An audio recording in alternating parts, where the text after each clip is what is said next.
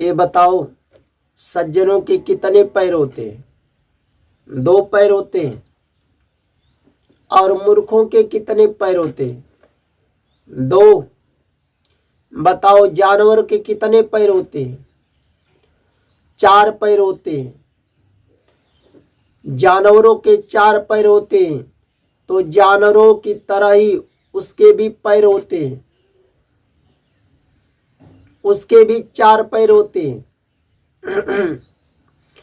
मूर्ख व्यक्ति की जो वाणी होती है वह वाणी गंदी होती है।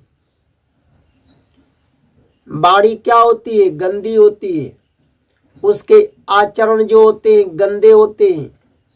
अगर सज्जन व्यक्ति उसका साथ करेंगे तो उसकी गंदी वाणी से आपको कष्ट होगा, सज्जनों को कष्ट होता है।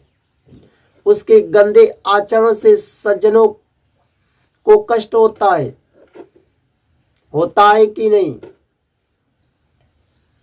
इसलिए सज्जन व्यक्ति को साथ नहीं करना चाहिए, ज्ञान देना चाहिए कि उसकी जो वाणी होती है गंदी वाणी से उसके शुद्ध वाणी हो।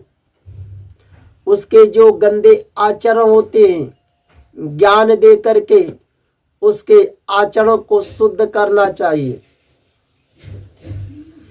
अगर बताओ, मूर्खों का साथ अगर सज्जन करेगा तो उसके वाणी से कष्ट उठाना पड़ता है, उसके आचरण से कष्ट होता है कि नहीं?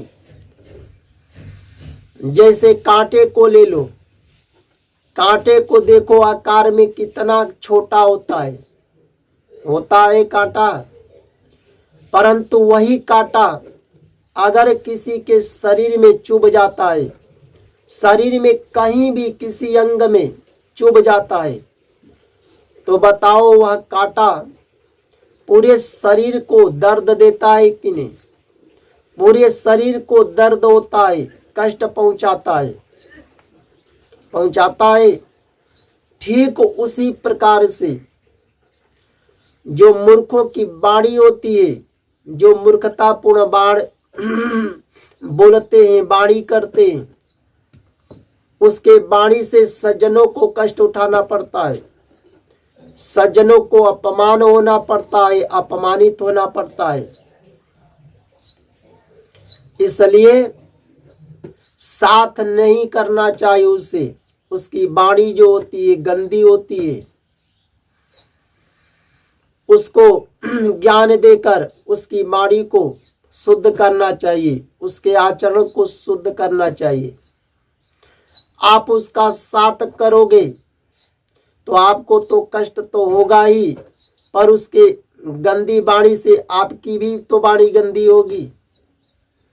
उसके गंदे आचरण से आपको कष्ट उठाना पड़ता है। अगर साथ करोगे तो उसका जो गंदा आचरण है आपका भी गंदा आचरण होगा।